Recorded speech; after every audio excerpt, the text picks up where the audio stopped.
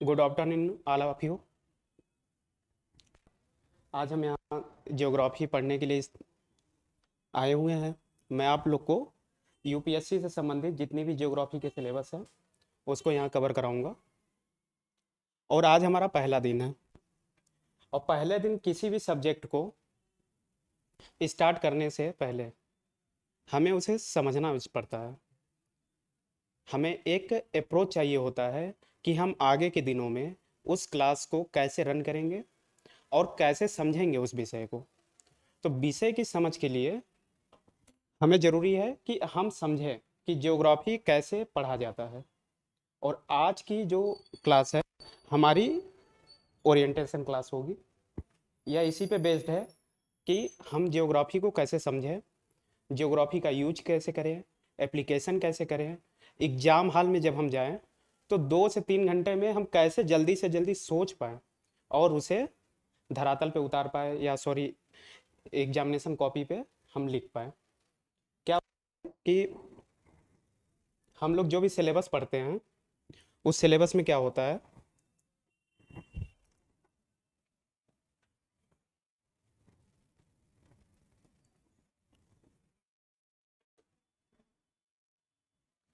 जैसे कि हम लोग जब और सब्जेक्ट्स पढ़ते हैं तो क्या पढ़ते हैं कि पहले चैप्टर 1 पढ़ेंगे, फिर चैप्टर 2 पढ़ेंगे, चैप्टर 3 पढ़ेंगे।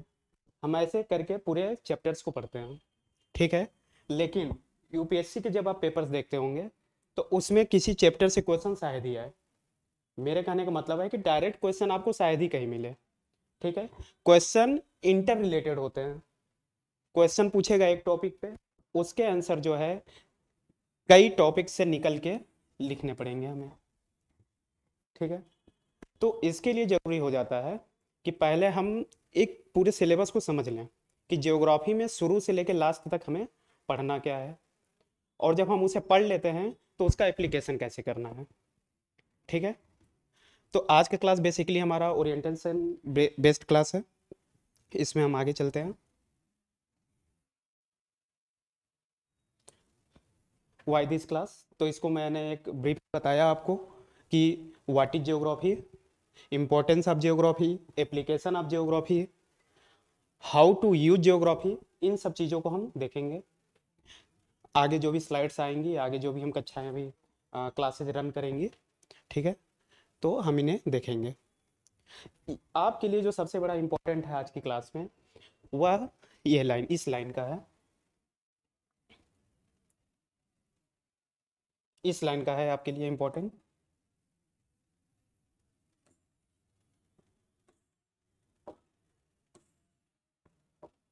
सॉरी, ये जो लाइन है इसे आप ध्यान से पढ़िएगा।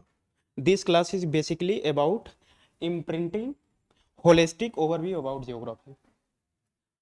आज जो भी हम अभी आधे घंटे यहाँ पे बैठे हैं, 1 घंटे, इस लाइन को आप ध्यान में रखेंगे। आगे स्लाइड्स में आपको बहुत सारी कंटेंट्स मिलेंगे, लेकिन उस कंटेंट्स पे आपको ध्यान उतना ही देना है जितनी आपकी ज़रूरत है। वह क्या है, समझने के लिए, एक अंडरस्टैंडिंग के लिए ज़रूरी है। वहाँ से क्वेश्चन आपको डायरेक्ट नहीं आएंगे, ठीक है। लेकिन अगर आप इस चीज़ को समझ लेते हैं तो आगे की जो भी आप क्लासेस करेंगे उसमें इसकी एक शैडो मिलेगी। आप इसके बेस पे उसको सोच पाएंगे कि अच्छा ज्योग्राफी ऐसे ऐसे ढंग से पढ़ते हैं हम लोग, तो इसलिए यह चीज़ यहाँ पे ऐसे आ रही है, ठीक। अभी मेरी बातें जो है आप लोगों को थोड़ी कम समझ में आ रही होंगी, लेकिन धीरे धीरे या आगे के स्लाइड्स में आपको समझ में आएगी। देखिएगा, ज्योग्राफी में जब हम बात करने जाते हैं तो हम ज्योग्राफी में बेसिकली अर्थ की बात करते हैं, और अर्थ पे हम हैं और अदर लिविंग ऑर्गेनिज्म हैं, ठीक है। तो इन सब चीज़ों को हम 2 पार्ट में बांटते हैं। एक बांटते हैं फिजिकल अर्थ और एक बायोटिक अर्थ। फिजिकल अर्थ में आता है एटमॉस्फेयर,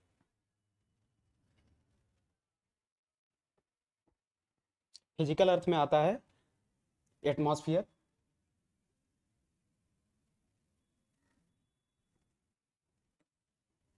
ठीक। एटमॉस्फेयर मतलब हमारे अर्थ के ऊपर का जो भी लेयर है अर्थ जिसमें हवाएं भरी हैं, ऑक्सीजन है, कार्बन डाइऑक्साइड है, वो सब चीज़ें हम एटमॉस्फेयर में लेते हैं। और आगे चल के इसी एटमॉस्फेयर को हम किस रूप में पढ़ेंगे? क्लाइमेटोलॉजी के रूप में। ठीक। हाइड्रोस्फीयर।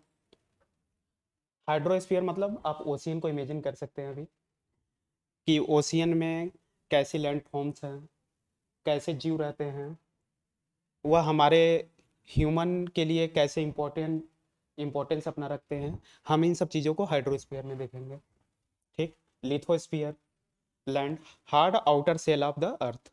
हम इसको भी क्या है, ज्योग्राफी में पढ़ सकते हैं कि लिथोस्फीयर क्या होता है, कि अभी हम लोग आगे पढ़ेंगे जब पृथ्वी की आंतरिक संरचना चलेगी तो अर्थ का जो ऊपर वाला पार्ट है जिस पे अभी हम रह रहे हैं, उससे 100 किलोमीटर नीचे तक जाएंगे तो उसको हम लिथोस्फीयर कहते हैं। तो मतलब मिला जुला के मैं ये कहना चाह रहा हूँ कि जो हमारा एटमॉस्फेयर है, हाइड्रोस्फीयर है, लिथोस्फीयर है, मतलब जल थल नभ, हिंदी में इसको ऐसे बोल सकते हैं हम। ठीक है। तो इन सब चीज़ों को फिजिकल अर्थ के अंदर रखते हैं। और बायोटिक अर्थ में क्या रखते हैं? जो भी हमारे लिविंग ऑर्गेनिज्म है उनको लाएंगे, जैसे कि प्लांट हो गया, एनिमल हो गया और ह्यूमन। ठीक। और लेकिन ज्योग्राफी में इन तीनों में भी जो सबसे ज्यादा इंपॉर्टेंस रखता है वह है ह्यूमन।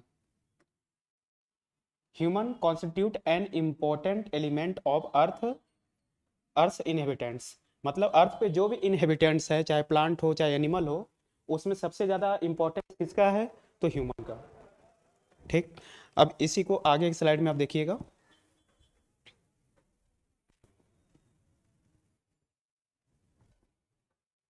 ऑब्जेक्टिव ऑफ जियोग्राफी, कि जियोग्राफी का ऑब्जेक्टिव क्या है?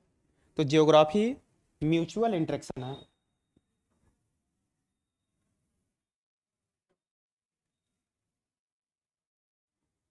ये क्या है? Mutual interaction between the physical earth and inhabitant. आप कीवर्ड्स को ध्यान दीजिएगा यहाँ पे। आपको पूरी ज्योग्राफी पढ़ते समय यह लाइन याद होनी चाहिए। ज्योग्राफी का आप जब भी आंसर राइटिंग करेंगे तो आपको ऑब्जेक्टिव पता होना चाहिए। पेपर 1 में ज्योग्राफी आता है, आप उसके क्वेश्चंस को भी देखिए। ठीक। तो वह फिजिकल अर्थ और ह्यूमन इनहेबिटेंट्स में मैंने क्या बताया था इम्पोर्टेंट है? तो ह्यूमन है। अभी पीछे के स्लाइड में इनहेबिटेंट्स में मैंने इंपॉर्टेंस किसका बताया था? ह्यूमन का। ठीक। सबसे ज़्यादा रोल ह्यूमन डालता है इस पूरे अर्थ पे। तो ऑब्जेक्टिव क्या है ज्योग्राफी का? कि ह्यूमन और जो फिजिकल अर्थ है इसके बीच जो इंटर रिलेशनशिप बन रहा है, इस इंटर रिलेशनशिप को हम कहाँ पढ़ते हैं? तो ज्योग्राफी में पढ़ते हैं। ठीक। अभी तक मैंने आपको कुछ नहीं बताया, बस इतना ही बताया है कि आज की क्लास इस पे बेस्ड है कि हमें ज्योग्राफी कैसे पढ़नी है। ठीक। उसके बाद मैंने ये बताया कि हमारे अर्थ पे जब हम देखते हैं तो दो प्रकार की से बांट सकते हैं उसे। वह दो टाइप से कैसे बांट सकते हैं? तो एक फिजिकल अर्थ में बांट सकते हैं जिसमें हमारा एटमॉस्फेयर, हाइड्रोस्फीयर और लिथोस्फीयर था। ठीक। और दूसरा कैसे बांट सकते थे? तो बायोटिक अर्थ में बांट सकते थे जिसमें हमारे प्लांट एनिमल थे और उसमें ह्यूमन सबसे ज़्यादा इंपॉर्टेंस रखता था। उसके बाद मैंने आपको बताया कि हमारा जो जियोग्राफी है उसका ऑब्जेक्टिव क्या है। तो ऑब्जेक्टिव ये है कि जो ह्यूमन और हमारा फिजिकल अर्थ है उसके बीच यह इन्वायरमेंट करता है, उसके बीच इंटर रिलेशनशिप को हम क्या कहते हैं? जियोग्राफी में अध्ययन करते हैं या उसका स्टडी करते हैं। ठीक। आगे चलते हैं।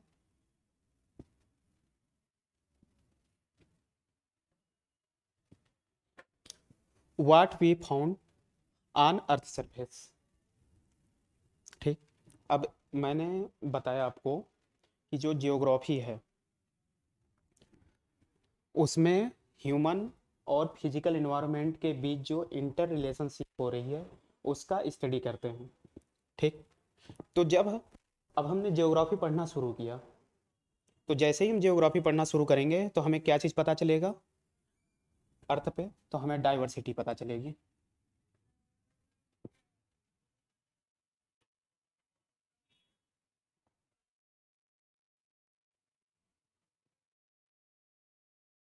हमें क्या पता चलेगा? तो डाइवर्सिटी पता चलेगी। ठीक। और क्या पता चलेगा कि यह जो डाइवर्सिटी है वह डिफरेंस फैक्टर्स की वजह से हो रही है, और यह जो फैक्टर्स हैं एक दूसरे में भी इंटर रिलेशनशिप में हैं, जो टाइम और स्पेस के साथ डाइवर्सिटी को क्रिएट कर रहे हैं। इसे समझिएगा आप लोग एक बार अच्छे से। जब हम जियोग्राफी पढ़ना स्टार्ट करते हैं, हम ये जान लेते हैं कि हमें ह्यूमन और फिजिकल इन्वायरमेंट के बीच इंटर रिलेशनशिप का अध्ययन करना है, उसको पढ़ना है। तो फिर हम स्टार्ट करते हैं कि चलो हम अर्थ पे, मान लीजिए आप लोग गए कि हाँ चलो अर्थ और ह्यूमन का, हमें उनके बीच क्या इंटर रिलेशनशिप है उसका अध्ययन करना है। तो हमें क्या मिलेगा? डाइवर्सिटी मिलेगी। आप देखेंगे कि कन्याकुमारी में कुछ है, जम्मू कश्मीर में कुछ है, हमें अलग अलग तरीके की चीज़ें दिखाई देंगी। ठीक। तो हम और ध्यान से देखेंगे तो हम ये देखेंगे कि दोनों के यहाँ जो कंडीशंस बन रही हैं, चाहे वह साउथ में हो चाहे नॉर्थ में हो या किसी भी कंटेक्स्ट में हो, वह किस वजह से बन रही है? तो डिफरेंट फैक्टर्स की वजह से। और डिफरेंट फैक्टर्स भी है, वह भी क्या कर रहे हैं? एक दूसरे में इंटर रिलेशनशिप बना रहे हैं और डाइवर्सिटी को क्रिएट कर रहे हैं। ठीक। इतना बात आप लोग को समझ में आया? अब आगे चलते हैं। तो अब हमें इन सब रीजन्स की वजह से यह सारी डाइवर्सिटी देखने को मिलती है, जैसे physical diversity, social, cultural, economical, political, ये सारी मिलती हैं। और यह सब जो डाइवर्सिटी है किस वजह से क्रिएट हो रही है? तो इन सब कारणों की वजह से। यह सब फैक्टर्स हैं जिनके वजह से फिजिकल, सोशल, कल्चरल, इकोनॉमिक और पॉलिटिकल डाइवर्सिटी क्रिएट हो रही है। अब ध्यान से देखिएगा कि एक है जियोमार्फिक। अब जैसे अगर आपने कभी थोड़ा बहुत जियोग्राफी पढ़ा होगा तो ठीक, नहीं तो ऐसे समझने की कोशिश कीजिए कि हमारे लैंड पे जो हमारा लिथोस्फीयर है, अर्थ सरफेस है, उस पे रिवर है, ग्लेशियर्स हैं, हवाएं चलती हैं, और परमाफ्रास्ट, यह भी एक तरह से हिम और सॉइल का, ग्लेशियर और सॉइल का मिक्सअप होता है। इसको हम बाद में देखेंगे, लेकिन अभी वर्ड्स पे ध्यान दीजिए। परमाफ्रास्ट क्या है यह जानने के लिए आपको आगे की क्लास का वेट करना पड़ेगा। ठीक है। आप लोग शब्दों से मत घबराइएगा यहाँ पे कि नए नए शब्द आ रहे हैं, आप तो नया चीज़ पढ़ने ही जा रहे हैं, तो यहाँ पे आपको इतना पेशेंस तो रखना पड़ेगा। ठीक है। तो आगे की क्लास में जो भी टफ वर्ड्स आएंगे वही वर्ड्स आ रहे हैं यहाँ पे भी, तो आपको उसको अच्छे से जानने के लिए थोड़ा वेट करना पड़ेगा। अब आते हैं, तो रिवर है। तो अब रिवर के लिए आप देख लीजिए कि बिहार में बाढ़ आती है कोसी नदी से। ठीक है। उससे क्या हुआ? ह्यूमन प्रभावित हुआ। ठीक। और वही नदी कहीं और है, मान लीजिए कि गंगा का बेल्ट है, तो वहाँ पे उससे क्या हो रहा है? हम लोग इरिगेशन कर रहे हैं, और इरिगेशन से हमारा प्रोडक्शन बढ़ रहा है। तो एक ही रिवर जो है अलग अलग तरीके से डाइवर्सिटी क्रिएट कर रही है। सॉरी, एक ही रिवर का मतलब है कि बिहार में कोसी रिवर, और हमारे यहाँ जो यूपी में है गंगा बेल्ट, उसमें गंगा रिवर है। दोनों नदी ही, लेकिन एक नदी का आप दूसरा रूप देख लीजिए कि कहीं बाढ़ क्रिएट कर रही है, लोगों को वहाँ से पलायन करना पड़ रहा है। ठीक है। लेकिन दूसरा है कि वह कहीं प्रोडक्शन भी कर रही है। इसी तरह ग्लेशियर है कि ग्लेशियर एक हमारे लिए क्या है? अब जम्मू कश्मीर को ही ले लीजिए कि वहाँ पे ग्लेशियर्स जमे हैं, उत्तराखंड में जमे हैं। ठीक है। तो अब चीन से एक नया डिस्प्यूट आ जाता है हमारा, तो पॉलिटिकल हो जाता है। ठीक है। जो रिवर से बाढ़ आ रही है वो फिजिकल डाइवर्सिटी क्रिएट कर रही है। ठीक। और इन्हीं सब चीज़ों की वजह से अब क्लाइमेट देख लीजिए, टेम्परेचर और प्रेशर को लेके, तो आगे हम क्या देखेंगे कि अगर प्रेशर और टेम्परेचर में एक संबंध है, इससे हवाएं चलती हैं, उनका पैटर्न बदल जाता है, तो इन सब चीज़ों को हम देखेंगे। ठीक। हाइड्रोस्फीयर में जाएंगे तो बरसात हो रही है, ओशियनिक वेव्स आती हैं। ठीक। तो वहाँ पे एक अलग तरीके की कंडीशन देती हैं। पॉपुलेशन है, जहाँ पॉपुलेशन ज़्यादा है वहाँ पे क्या होता है कि जो भी रिसोर्सेज है उसके लिए ज़्यादा मारामारी होती है, ज़्यादा प्रयास करने पड़ते हैं लोगों को। ठीक। एबिलिटी ऑफ रिसोर्स, रिसोर्स अगर कम है तो भी लोगों में गरीबी, बेरोजगारी, एक्सेट्रा सब बढ़ता जाता है। मिला जुला के यह सब जो फैक्टर्स हैं इसको क्रिएट कर रहे हैं डाइवर्सिटी को। ठीक है। हमें ये ध्यान रखना है, यह चीज़ आगे 2-4 स्लाइड बाद आपको और अच्छे से क्लियर होगी। थोड़ा पेशेंस रखिएगा आप लोग।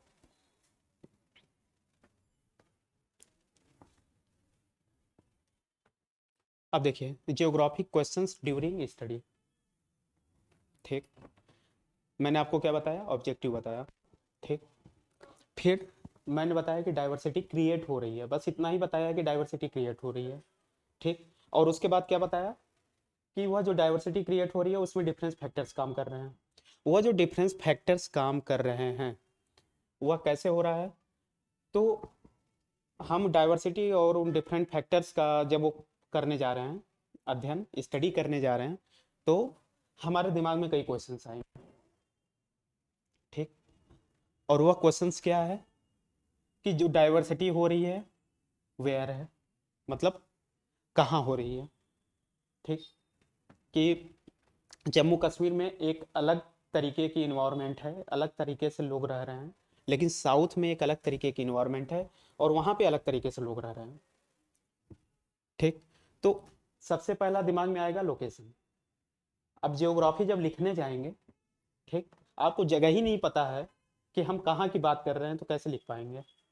ठीक, तो स्टडी करते समय सबसे पहले क्या हमारे दिमाग में आएगा क्वेश्चन कि लोकेशन क्या है, तो हम लोकेशन पे फोकस करेंगे।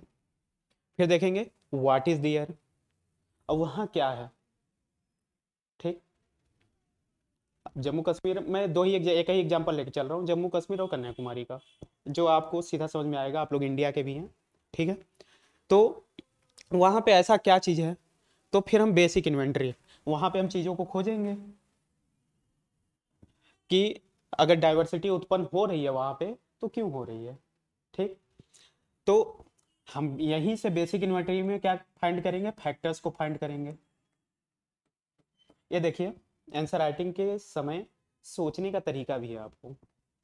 ठीक है, क्या होता है कि हर चैप्टर जब मैं आगे आप लोग को पढ़ाऊंगा तो हर एक डायमेंशन से चीज़ों को क्रिएट कर पाना, लिखवा पाना बहुत मुश्किल होगा, क्योंकि एग्जामिनर जितने तरीकों से सोच के क्वेश्चन बना सकता है, या हम लोग जितने तरीके से हमारा माइंड सोच सकता है, उतने तरीके से क्लासेज नहीं की जा सकती।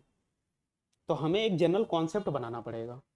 ठीक है, और उसी जनरल कॉन्सेप्ट, वो जनरल कॉन्सेप्ट को पढ़ने के लिए ये मैंने पहला क्लास रखा है। ठीक है, इसमें मैं वही प्रोसेस आपको बता रहा हूँ।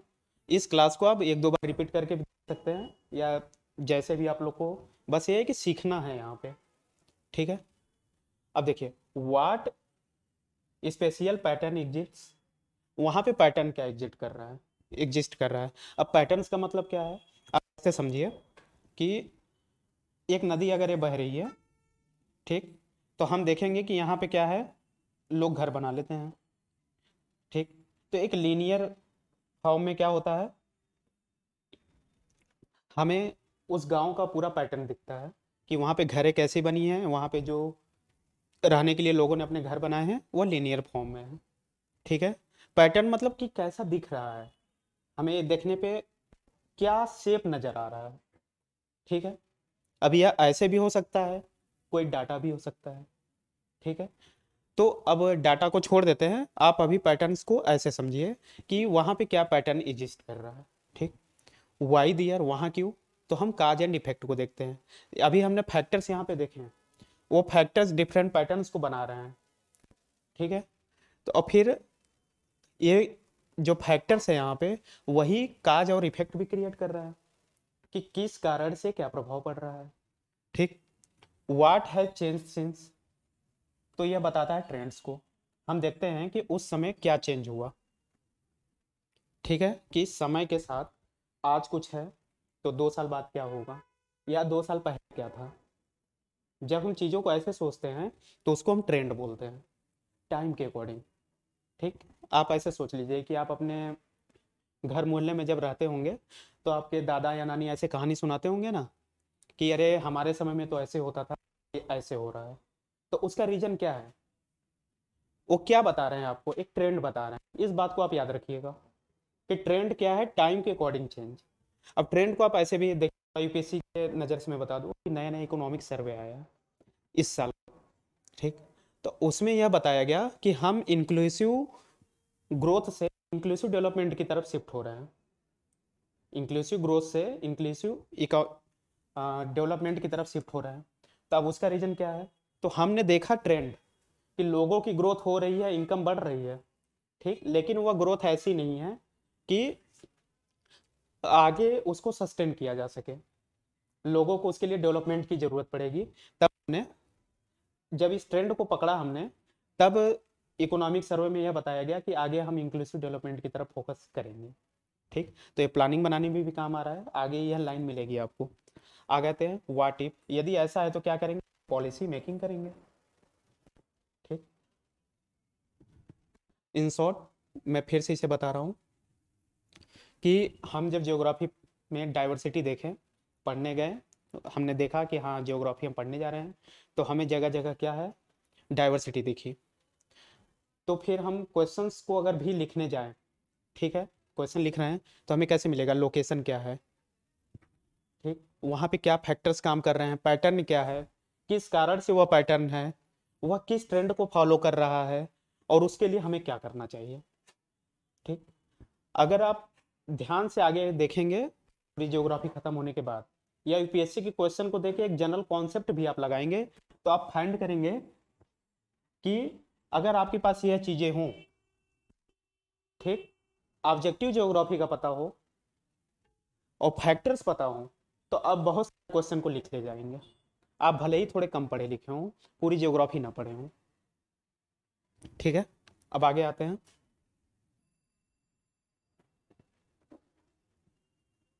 अब हमने उसे समझ लिया, हमने इन सब चीज़ों को समझ लिया, तो ठीक है, हम समझने के बाद अब क्या निकाल पाएंगे, तो हमारा निष्कर्ष कंक्लूजन क्या रहेगा कि जब हम ऐसे समझ लेंगे तो हम एक होलिस्टिक अप्रोच को और एक इंटीग्रेटेड तरीके को, ये जो हमारा इंटीग्रेटेड वे में एक होलिस्टिक अप्रोच को हम समझने में सफल हो जाएंगे। ठीक, अब क्या करेंगे, जब यहाँ पे हमने कर लिया कि चीज़ों को पता कर लिया कि लोकेशन क्या है, फैक्टर्स क्या है, काज एंड इफेक्ट क्या है, हमें सब सारी चीज़ें पता चली, तो अब हम जब पॉलिसी मेकिंग करेंगे तो हमें जगह जगह पता चल जाएगा कि हमें रीजनल सिंथेसिस करनी कैसे करनी है। इससे आप ऐसे समझिएगा, यहाँ पे जो लोकेशन है इसे थोड़ा अच्छे से समझ लीजिए कि ये हमारा इंडिया है, ठीक है, ये है छोटा नागपुर का पठार है, यहाँ पे है, ठीक है, छोटा नागपुर का पठार है। यहाँ पे बहुत सारी चीज़ें जो मिनरल्स हैं भरी पड़ी हैं, यहाँ से हम यहाँ पे कोयला लाते हैं, मिनरल लाते हैं, डेवलपमेंट करते हैं। ठीक है, यहाँ से यहाँ आ जाता है डेवलपमेंट, सॉरी गुजरात की साइड में आता है और डेवलपमेंट हो रहा है, यह एरिया पूरा डेवलप हो गया, लेकिन ये वाला जो है पिछड़ा का पिछड़ा है। ठीक, अब लोकेशन क्या है कि ये ओशियन से दूर है, यह ओशियन के पास है, इसके पास लोकेशन है किस चीज़ के लिए, अपने मिनरल्स के लिए, लेकिन वह लोकेशन नहीं जिसे वह एक्सपोर्ट और इंपोर्ट कर सके, कि व्यापार को और तेजी से बढ़ावा दे सके। ठीक है, तो अब हमें क्या करना पड़ा गया यहाँ पे कि जगह जगह चीज़ों को हमने फाइंड किया कि यहाँ पे मान लीजिए कि कोल है, ठीक है, इस बेल्ट में आयरन है, इसे हमने क्या किया, फाइंड किया। उसके बाद जब फाइंड कर लेंगे तो हम क्या करेंगे, रीजनल सिंथेसिस करेंगे कि ठीक है भाई, झारखंड अगर पिछड़ा है तो उसका डेवलपमेंट हमें कैसे करना है। ठीक है, गुजरात आगे जा रहा है तो वो किस कारण से आगे जा रहा है, तो क्या कुछ हम ऐसा और कहीं भी कर सकते हैं, हम ऐसे कुछ सोचेंगे, ह्यूमन वेलफेयर को सोचेंगे। ठीक है, मैंने आपको बताया कि जियोग्राफी में दो तत्व इंपॉर्टेंट है, दो एलिमेंट्स, एक इन्वायरमेंट और दूसरा ह्यूमन। ठीक, तो अगर हमें सारे काज एंड इफेक्ट, सारे रिसोर्सेज की जगह अगर हमें पता चल जाए तो हम ह्यूमन वेलफेयर के लिए पॉलिसी मेकिंग कर सकते हैं। ठीक, और एक डिसीजन ले सकते हैं और नेशन बिल्डिंग को हम बढ़ावा दे सकते हैं। ठीक, आगे चलते हैं, geography relation with other subjects. अब आप सोचेंगे ये क्या है, ठीक है, मैं फिर बोल रहा हूँ, आपको यह न रटना है, कुछ नहीं करना है, बस समझना है, एग्जाम में नहीं पूछेगा आपको, एकदम श्योर। ठीक, जियोग्राफी का रिलेशन अदर सब्जेक्ट से, अब जैसे कि मैंने बताया कि हम ह्यूमन हैं तो जो ह्यूमन है वह बहुत सारी परफॉर्मेंस करता है, जैसे इकोनॉमिक एक्टिविटीज़ करता है, पॉलिटिकल, सोशल, कल्चरल, ये सारी एक्टिविटीज़ में वह इन्वॉल्व रहता है। ठीक। और उसके हर एक इन्वॉल्वमेंट को लेके सोशल साइंस में अलग अलग सब्जेक्ट्स बन गए। ठीक। लेकिन जो जियोग्राफी है, जियोग्राफी भी भले ही सोशल साइंस में रखा गया, लेकिन उसका नेचर क्या है कि वह सारे सब्जेक्ट्स को, चाहे वह साइंस का हो चाहे सोशल साइंस का, उसकी अच्छी चीज़ों को लेके उधार मांग लिया है उसने। ठीक है। जियोग्राफी को बोला जाता है कि ये सब्जेक्ट्स ऑफ बोरोवर्स, यानी कि सबसे उधार लेके अपनी मटेरियल को इसने तैयार किया है जियोग्राफी ने। और इसलिए क्यों किया ऐसा, क्योंकि ह्यूमन को इसने सेंटर में रखा है, इन्वायरमेंट और ह्यूमन को। तो जो भी चीज़ें इन्वायरमेंट और ह्यूमन को एक साथ लाती हैं, ह्यूमन से संबंधित हो जाती है और उसके इन्वायरमेंट से संबंधित हो जाती हैं, उसको जियोग्राफी में पढ़ते हैं हम लोग।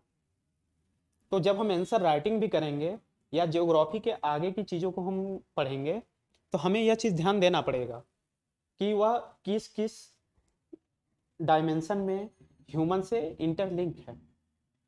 क्या है कि क्वेश्चन कहीं से भी बन सकते हैं, किसी भी पैटर्न पे बन सकते हैं, और वैसे क्वेश्चन बन भी रहे हैं। ठीक है। हमारा लक्ष्य नहीं है कि हम जियोग्राफी पढ़ के विद्वान बन जाए। हमारा लक्ष्य यह है कि जब हम 2 से 3 घंटे एग्जाम हॉल में बैठें, ठीक है, जब 2 से 3 घंटे एग्जाम हॉल में बैठें, तो वहाँ पे हमने जो पढ़ा है उसे अच्छे से कर ले जाए। हमारे लिए ज़्यादा इम्पोर्टेंट है, हमें हमें एक अच्छा जियोग्राफी का विद्वान स्कॉलर तो नहीं बनना है। ठीक है। हमें एक जनरल नॉलेज के रूप में लेना है। तो इस अंडरस्टैंडिंग को बस इतने तक सीमित रखिएगा आप। आगे चलते हैं। ठीक है। अब देखिए,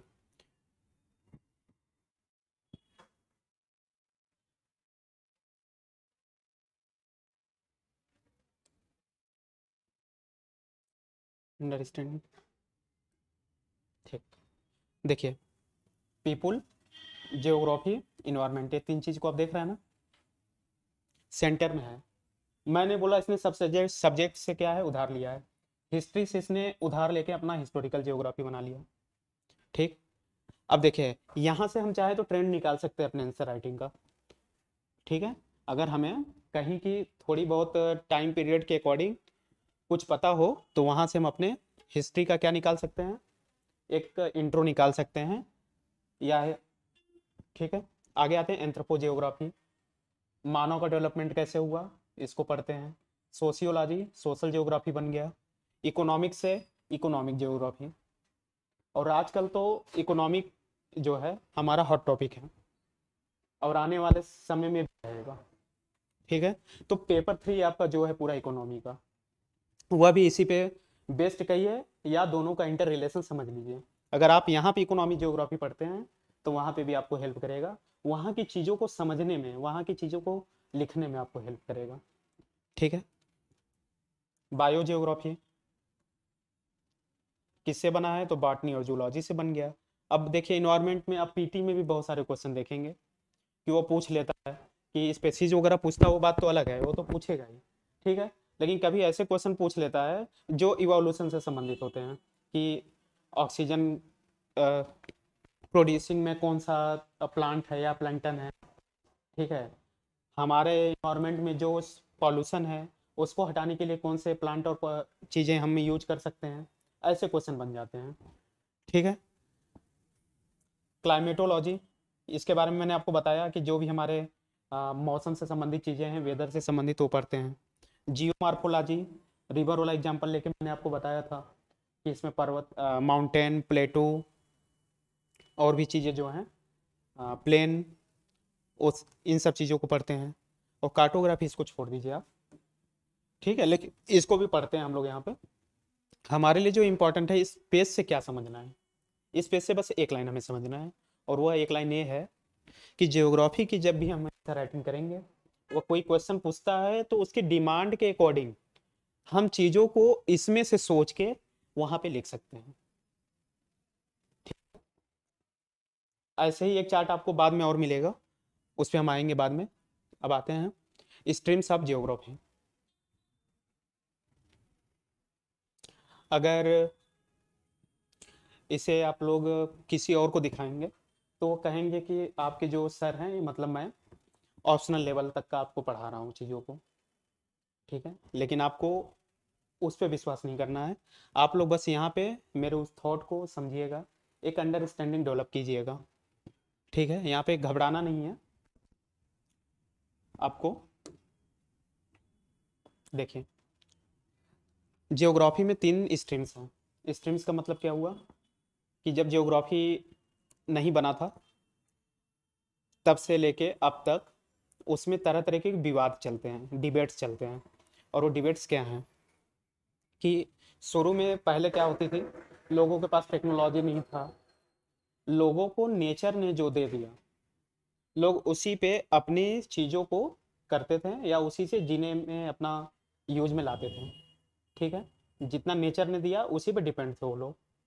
तो पहले जो भी जियोग्राफर था वो क्या सोचने लगा कि हाँ, नेचर ही हमारे लिए सब कुछ है, नेचर जैसे कहती है हम वैसे हैं। ठीक, तो पहले के ज़माने में क्या था, नेचुरलाइजेशन ऑफ ह्यूमन था। जो ह्यूमन था वह प्रकृति में रमा हुआ था, ठीक है, उसके अकॉर्डिंग ढला हुआ था। और नेचर ही जो मानव है उसके वर्क को डिटरमाइन करती थी कि हाँ, तुम्हें ऐसे जीना है, तुम्हें इस मौसम में कपड़ा पहनना है, ऐसे करना है, वैसे। अभी भी अब क्या करते हैं, हम अपने अकॉर्डिंग एडजस्ट कर लिए हैं। ठीक है, तो उसको हम बोलते हैं डिटर्मिनिज्म। तो आपके लिए बस ये लाइन याद है, याद रखनी है कि डिटर्मिनिज्म, और इसकी एक अंडरस्टैंडिंग एग्जाम में नहीं पूछेगा, लेकिन जब भी ये तीनों आप पढ़ लेंगे तब इस बात को आप समझ पाएंगे कि मैन मैन वर्सेस डेवलपमेंट की जब डिबेट चलती है, ठीक है, तो हमें इसकी ज़रूरत पड़ेगी। आज भी आप देखेंगे कि कई लोग हैं जो इन्वायरमेंट के लिए बहुत एक्टिवली पार्टिसिपेट करते हैं। तो उनका जो एक एजेंडा है वह किस पे बेस्ड है, इस डिटर्मिनिज्म पे बेस्ड है। ठीक है, वो कहते हैं कि नहीं, ह्यूमन कुछ नहीं करेगा, प्रकृति जैसे है उसे एज इट इज रहने दो, हम उसे चेंज क्यों करें, हमारे लिए डेवलपमेंट ज़्यादा इंपॉर्टेंट है या फिर नेचर इंपॉर्टेंट है। वो ऐसे बोलते हैं, नेचर को ज़्यादा तवज्जो देते हैं। ठीक है, तो यह जो डिटर्मिनिज्म है, इस वर्ड को अगर आप याद रखेंगे और इन 2 वर्ड को याद रख लेंगे तो आपको निबंध में हर जगह बहुत हेल्प मिलेगा। ठीक, अगला है पॉसिबिलिज्म। अब यह देखिए, इसका ठीक उल्टा है। यहाँ पे नेचुरलाइजेशन ऑफ ह्यूमन हो रहा था और यहाँ पे ह्यूमनाइजेशन ऑफ नेचर हो रहा है। यहाँ पे यह मान रहे हैं लोग कि देखिए, यहाँ पे जो है, यहाँ पे सेंटर में क्या है, अर्थ है, और किनारे पे मानव है, मेन है। ठीक है, सेंटर में अर्थ है और किनारे पे मानव है। यहाँ भी ये क्या मान रहे हैं कि ये मेन है, ये इन्वायरमेंट है। ठीक है, यहाँ पे ऐसे मान रहे हैं। अब ये यहाँ पे क्या कर रहे हैं, जो मानव है इन्वायरमेंट में चेंजेस ला सकता है और अपनी चीज़ों को कर सकता है जो चाहे वो। ठीक है, यहाँ पे इन्वायरमेंट जो है, यह जो इन्वायरमेंट है यह मैन को ऑफर कर रही है, यह मनुष्य को ऑफर कर रही है कि यह लो, तुम ये चीज करो। ठीक, लेकिन उसे कंट्रोल नहीं कर रही है। और यहाँ पे क्या है, इन्वायरमेंट कंट्रोल करती थी मेन उस। यहाँ पे ये माना जाता था कि स्लेव है, जो मानव है वह इन्वायरमेंट का स्लेव है, इसमें मानते थे। लेकिन इसमें स्लेव ना मान के क्या माना गया कि यह कुछ भी कर सकता है। ठीक है, बहुत सारे चेंजेस ला सकता है। इसका सबसे अच्छा एग्जांपल आजकल आज हम डैम देख सकते हैं। जो भी डैम बनते हैं, अब पहले नेचर बह रही थी अपने से, रिवर अपने से बह रही थी, तो हमने क्या किया, उस पर डैम बना दिया, उसे अपने अकॉर्डिंग फिर चीज़ों को ढाल लिया। ठीक है, कई सारी टेक्नोलॉजी आ गई जो, अब जैसे एक एग्जांपल ऐसे भी आपके एनसीईआरटी में मिलेगा कि अब ठंडी पड़ती है तो आपने रूम हीटर का आविष्कार कर लिया। ठीक है, अब ठंडी में आप ये गर्मी वाली फीलिंग लेते रहते हैं, गर्मी है तो आपने एसी का आविष्कार कर लिया है, उसमें रहते हैं। तो ये क्या किया, हमने चीज़ों को पॉसिबल कर लिया, तो उसको बोलते हैं पॉसिबिलिटी। ठीक, लेमन टर्म में बस इतना ही समझते रहिए कि इसमें सेंटर में मानव है, ह्यूमन है, और इसमें इन्वायरमेंट है। ठीक, अब जो इन दोनों की लड़ाई ज्योग्राफी में चल रही थी, डिबेट चल रहे थे, उसके बाद आए ग्रिफिथ टेलर। ग्रिफिथ टेलर ने बताया नियो डिटर्मिनिज्म को। नियो डिटर्मिनिज्म का मतलब, इन्होंने इन दोनों के बीच एक कोऑर्डिनेशन को बनाया, इन दोनों के बीच एक कोऑर्डिनेशन को बनाया। ठीक, और बताया कि जो नेचर है जो ह्यूमन है हमें कैसे देखना चाहिए? तो पहले स्टॉप एंड गो पे जाना चाहिए। स्टॉप एंड गो मतलब कि अगर हम कुछ चेंजेस करने जा रहे हैं इन्वायरमेंट में, तो पहले हम रुकें और एक बार देखें कि अगर हम ये चेंज कर देंगे तो हमारे ऊपर क्या इफेक्ट पड़ेगा। ठीक, अब इसको ऐसे समझिए कि आजकल चलता है इन्वायरमेंटल इम्पैक्ट असेसमेंट। मतलब कि अगर हम कहीं भी इन्वायरमेंट में कुछ चेंज करने जा रहे हैं तो पहले हम उसका असेसमेंट करेंगे कि इस चेंज से आगे क्या क्या इम्पैक्ट पड़ सकता है। तो यह कॉन्सेप्ट क्या, यही कॉन्सेप्ट एक तरह से मानिए कि नियो डिटर्मिनिज्म है, कि हम पहले रुके, स्टॉप, फिर देखें कि अच्छा ठीक है कोई दिक्कत नहीं होने वाली है, गो, फिर आगे गए, हमने अपना काम शुरू किया, अपने डेवलपमेंटल जो भी हमारे प्लान्स थे, प्रोजेक्ट्स थे, उनको आगे बढ़ाया। अब जो वर्तमान में UNFCCC, इसका नाम आपने सुना होगा, नहीं तो इन्वायरमेंट में आप लोग इसे अच्छे से पढ़ेंगे। UNFCCC के जो एजेंडास हैं जो इन्वायरमेंट के लिए बनी है, ठीक है, और इन्वायरमेंटल इम्पैक्ट असेसमेंट है जो मैंने बता ही दिया, ये किस पे है बेस्ड है? तो नियो डिटर्मिनिज्म पे बेस्ड है और इसी कॉन्सेप्ट से निकल के आए हैं। ठीक, अगला है approaches of geography. Okay, approaches of geography. आप लोग बता सकते हैं कि अप्रोच का मतलब क्या होता है? इसके पहले भी मैंने कई बार अप्रोच अप्रोच बोला, ठीक है। अप्रोच का मतलब होता है तरीका, ऐसा समझिए आप। मैं आपको एकदम साइंटिफिक इसका परिभाषा नहीं बता रहा हूँ अप्रोच का, आप लोग की जो ज़रूरत है उस कंटेक्स्ट में मैं चीज़ों को बता रहा हूँ, आप लोग को यह बात ध्यान रखनी पड़ेगी। ठीक, यहाँ पे अप्रोच का मतलब है अध्ययन का तरीका, वे ऑफ स्टडी। ठीक है,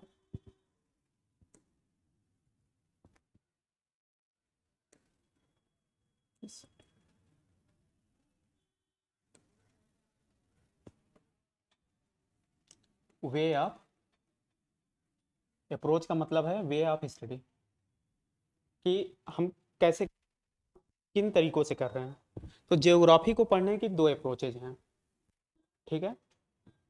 पहला है सिस्मेटिक या जनरल या नोमोथेटिक। देखिए, ये सारे नाम नहीं याद रखने आपको, फिर बता रहा हूँ। एनसीईआरटी में यह लाइंस दी थी इसलिए मैंने यहाँ पे लिख दी है, ठीक है। एनसीईआरटी में इन लाइनों का जिक्र था, आप लोग पढ़ते हैं तो कंफ्यूज होते हैं कि अरे जगह जगह इन सब चीज़ों को क्यों लिखा है, ठीक है। आप एनसीईआरटी का जब दोनों 11th और 12th के दोनों के पहले चैप्टर्स को पढ़ेंगे तो ये सब सारी चीज़ें उसमें है, ठीक। बस मैंने उसे क्लासिफाइड कर दिया है आपको बताने के लिए। तो आपको ये सारे वर्ड्स मिलेंगे वहाँ पे, तो आप लोग उसमें कंफ्यूज ना हो इसलिए मैंने यहाँ पे दे दिया है। बाकी के लिए, आप लोगों के लिए उतना इम्पोर्टेंट नहीं है, ठीक है। लेकिन इम्पोर्टेंट क्या चीज़ है मैंने इस पेज को डाला है, तो इम्पोर्टेंट है इस चीज़ को समझने के लिए कि आप जब जनरल अप्रोच अपनाते हैं तो ज्योग्राफी को कैसे लिखेंगे, ठीक है। और जब आप रीजनल अप्रोच अपनाएंगे तब ज्योग्राफी को कैसे लिखेंगे। या ऐसा कि इन, यह जो चार्ट है और यह जो चार्ट है, इन दोनों का यूज कैसे करेंगे, यह ज़्यादा इंपॉर्टेंट है आप लोग के लिए, ठीक है। देखिएगा, ज्योग्राफी पढ़ने के दो तरीके हैं, एक है सिस्टमैटिक या जनरल अप्रोच, दूसरा है रीजनल अप्रोच, ठीक है। पहले हम देखते हैं सिस्टमैटिक अप्रोच। सिस्टमैटिक अप्रोच का मतलब आप समझ लीजिए कि वर्ल्ड ज्योग्राफी। वर्ल्ड ज्योग्राफी अब आगे हम जब पढ़ेंगे तो कैसे पढ़ेंगे, पहले हम देखेंगे कि जियोमॉर्फोलॉजी क्या है, ठीक। जियोमॉर्फोलॉजी के बाद फिर हम क्या देखेंगे कि क्लाइमेटोलॉजी क्या है, उसको पढ़ेंगे, फिर ओशिनोग्राफी पढ़ेंगे, फिर बायोजियोग्राफी पढ़ेंगे, ठीक। फिर ह्यूमन ज्योग्राफी पढ़ेंगे, ह्यूमन में इकोनॉमिक वगैरह, पॉपुलेशन ज्योग्राफी, इकोनॉमिक ज्योग्राफी, ये सब चीज़ें पढ़ेंगे हम लोग, ठीक। तो जब हम इन सब चीज़ों को पढ़ेंगे तो किस कंटेक्स्ट में पढ़ेंगे, तो वर्ल्ड के कंटेक्स्ट में। हम देखेंगे कि एशिया में ऐसे है, यूएसए में यह चीज़ ऐसे है, और अफ्रीका में ऐसे है, यहाँ पे ये रीजन है, ऐसे पढ़ेंगे, ठीक। लेकिन जब हम रीजनल ज्योग्राफी में पढ़ेंगे तो आप समझ लिए कि हम केवल इंडिया के बारे में पढ़ेंगे, कि हमारे इंडिया में पॉपुलेशन ऐसी है, हमारे इंडिया में इकोनॉमिक चीज़ें ऐसे चल रही हैं, हमारे इंडिया में जियोमॉर्फोलॉजी ऐसी है। ठीक है, तो जब हम दोनों को लिखने जाएंगे या दोनों को पढ़ेंगे तो हमारा तरीका बदल जाएगा। वो तरीका कैसे बदलेगा, तो ऐसे देखिए, यहाँ पे branches of geography based on systematic approach, इसमें इसको मैंने इसलिए काट दिया है कि यह बिल्कुल आपके काम का नहीं है, चाहे मेंस हो चाहे प्री हो, इसको इसलिए मैंने बिल्कुल काट दिया है यहाँ पे। ठीक है, आपके लिए क्या है कि फिजिकल जियोग्राफी में जब आएंगे तो क्लाइमेटोलॉजी, हाइड्रोलॉजी, ठीक है, जियोमॉर्फोलॉजी, सॉइल जियोग्राफी, ये सब सारी चीज़ें आप लोग पढ़ेंगे। इसको आप लोग बैठ के आराम से घर पे एक बार देख लीजिएगा। और जब किसी क्वेश्चन का आंसर आप लिखेंगे तो अगर यह चार्ट आपको याद है तो आपको बहुत सारे डायमेंशन मिल जाएंगे पॉइंट्स डालने के लिए, चीज़ों को सोचने के लिए, अपने आंसर को सबसे अलग बनाने के लिए। ठीक है, आपको बहुत सारी चीज़ें मिल जाएंगी यहाँ से, क्योंकि जैसे जैसे ख़त्म होगा तो हम इन्हीं सब चीज़ों को धीरे धीरे कवर करेंगे। ठीक, अब रीजनल ज्योग्राफी में क्या है कि जब रीजनल ज्योग्राफी हम पढ़ने जाएंगे तो मान लीजिए कि इंडिया की ज्योग्राफी उठाए तो हम उसे पहले छोटे छोटे एरिया में बांट देंगे। ठीक है, पहले क्या है कि एक बड़ा, मान लीजिए यूपी लिए, फिर यूपी को और छोटे छोटे पार्ट में बांटे बांटे, फिर उस छोटे पार्ट को ऐसे समझिए कि यूपी एक बड़ा मैक्रो लेवल पे हो गया, उसके बाद मेसो लेवल पे हो गया, और माइक्रो लेवल पे उसे हमने 3 पार्ट में बांट दिया। पहले सबसे बड़ा, फिर उसको कई छोटे भागों में, फिर उसको भी कई छोटे भागों में बांटा। इसको हम क्या बोल रहे हैं, माइक्रो, मेसो और माइक्रो लेवल पे हम पढ़ लेंगे। ठीक, रीजनल डेवलपमेंट की बात करेंगे कि अच्छा ठीक है, बुंदेलखंड पिछड़ा हुआ है तो उसको हम कैसे डेवलप करें। ठीक, एनालिसिस करेंगे कि आखिर कोई रीजन पिछड़ा है तो क्यों पिछड़ा है, जैसे झारखंड का एग्जाम्पल लिया मैंने। ठीक है, तो रीजनल एनालिसिस भी हम कर सकते हैं, और फिर प्लानिंग करेंगे, और प्लानिंग करेंगे तो कंट्री या रूरल लेवल पे भी कर सकते हैं और किसी शहर के लिए अलग से कर सकते हैं। ठीक है, तो यह तरीके हैं। आप जब आंसर राइटिंग करेंगे तो इस पे अगर एक बार फोकस कर देंगे तो आपको एक फॉर्मेट मिलेगा, आपकी क्वेश्चन की का जो स्ट्रक्चर है, आंसर राइटिंग का जो स्ट्रक्चर है, वो आपको क्लियर समझ में आने लगेगा कि हमें क्या चीज़ कैसे लिखनी है। अगला है, देखें, आपके लिए होलिस्टिक अप्रोच जो मैंने बोला था उसमें इतनी ही चीज़ें थी। ठीक, इस पे लेक्चर देने को और भी दिया जा सकता है, केवल इसी पे क्लासेस को बहुत सा लंबा चलाया जा सकता है, लेकिन आपको एक समझ देनी थी। ठीक, अब ये है सिलेबस। इस सिलेबस को आप लोग ध्यान से जब पढ़ेंगे, या वही सिलेबस है जो पेपर 1 और 3 में है और जियोग्राफी का कोर एरिया है। इसके अलावा कुछ चीज़ें जो सिलेबस की हैं वह सोसाइटी में डाल दी गई हैं, जैसे कि पॉपुलेशन हुआ, ठीक है, शहरीकरण हुआ, तो वह सोसाइटी वाले लाइन से लिखे गए हैं, तो उसको मैंने यहाँ नहीं लिखा है। ठीक, लेकिन वह भी जियोग्राफी का पार्ट है और पेपर 3 में ये पार्ट है। इसको आप जब ध्यान से देखेंगे तो आप इससे मिलाएंगे तो आप देखेंगे कि सिलेबस की जो सारी चीज़ें हैं इससे मिल रही हैं। ठीक है, और आंसर राइटिंग भी ऐसे हो सकता है। इस तो आज के क्लास को हम समराइज करते हैं। इस क्लास को देखिए, एक बार ओवरव्यू में करा देता हूँ।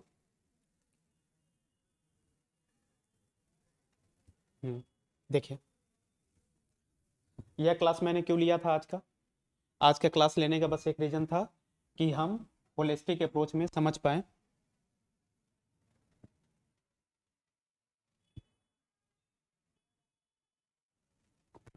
हम होलिस्टिक अप्रोच में समझ पाए कि ज्योग्राफी है क्या।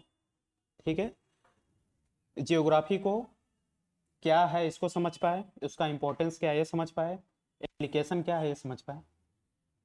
मैं आज की क्लास इस पे डिपेंड थी, कंटेंट से आज की क्लास का कोई लेना देना नहीं है। ठीक है, दूसरा क्या था कि जियोग्राफी में मैंने आपको एक मोटा मोटा एक बड़े पैमाने पे बांट के बताया कि इसको फिजिकल अर्थ और बायोटिक अर्थ में बांटते हैं।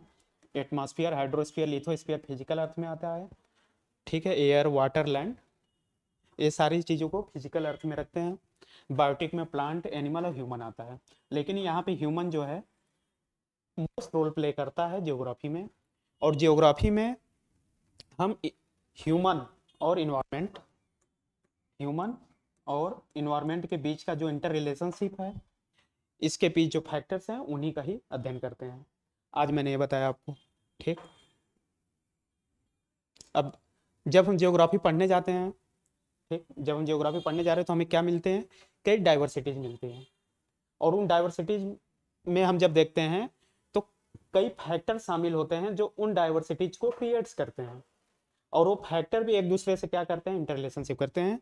इसको मैंने ऐसे ऐसे आप समझ लीजिए कि एक फैक्टर दूसरे फैक्टर से इंटर रिलेशनशिप में है और डाइवर्सिटी क्रिएट कर रहा है। ठीक है, और एक फैक्टर अकेला भी है जो डाइवर्सिटी क्रिएट कर रहा है। और उसमें river, glacier, temperature, pressure, ocean currents, population, बहुत सारी चीज़ें अपना रोल प्ले कर रही हैं। ठीक, अब जब ज्योग्राफी हम पढ़ने लगे तो हमें क्या है, डिस्ट्रीब्यूशन पे ध्यान देना है, लोकेशन पे ध्यान देना है। ठीक, हमें बेसिक चीज़ों को समझना है कि आखिर वो चीज़ें वैसे क्यों हो रही हैं, पैटर्न्स देखने हैं कि किस पैटर्न्स में हो रही हैं, काज, इफेक्ट, ट्रेंड्स, पॉलिसी मेकिंग, फिर हम पॉलिसी मेकिंग करेंगे। ठीक, और जब ये सब सारी चीज़ें पढ़ लेंगे तो हमें रीजनल सिंथेसिस, मतलब कि समानता लाना है, अगर हमें इंक्लूसिव डेवलपमेंट लाना है तो हमें क्या प्लान करना है, हम उसको ह्यूमन वेलफेयर के लिए कैसी पॉलिसी चाहिए, नेशन बिल्डिंग कैसे होगा, इन सब चीज़ों को सब समझने के बाद हम कर पाएंगे। फिर उसके बाद मैंने बताया इन्वायरमेंट वाला कंटेक्स्ट पूरा, कि कैसे यहाँ पे इन्वायरमेंट प्रभावी डिटर्मिनिज्म में, ठीक, यहाँ पे ह्यूमन है और यहाँ पे क्या है, दोनों के बीच सामंजस्य बैठाया जा रहा है। ठीक, अब फिर अप्रोचेज मैंने बताया कि पढ़ने का तरीका क्या होगा। आंसर राइटिंग के लिए हमें यहीं पे सोचना है, और हम लोग अपने जो भी यूनिट आगे कवर करेंगे वो ऐसे ही होगा, फिजिकल ज्योग्राफी, ह्यूमन ज्योग्राफी, ठीक, और बायो ज्योग्राफी। अब इसमें भी आएंगे यहाँ पे तो फिर इसके सब पार्ट्स जो हैं, ये climatology, hydrosphere, geomorphology, soil geography, इन सब चीज़ों को हम थोड़ा थोड़ा देखेंगे। आंसर राइटिंग करते समय भी आपको इस चार्ट को ध्यान में लाना है, ये चीज़ें नहीं आएंगी जो मैंने काटी हैं, बाकी सारी चीज़ों को आप इसमें लेंगे। ठीक, रीजनल लेवल पे जब आप जाएंगे तो सबसे बड़े माइक्रो, फिर मेसो, फिर माइक्रो में बांटेंगे रीजन को, फिर उसके अंदर की चीज़ों को आप लिखेंगे। ठीक, अब फिर ये है सिलेबस। ठीक है, तो आज की क्लास को हम रोकते हैं यही, फिर मिलेंगे हम आपसे बाद में। ठीक है, कल मिलते हैं। Thank you.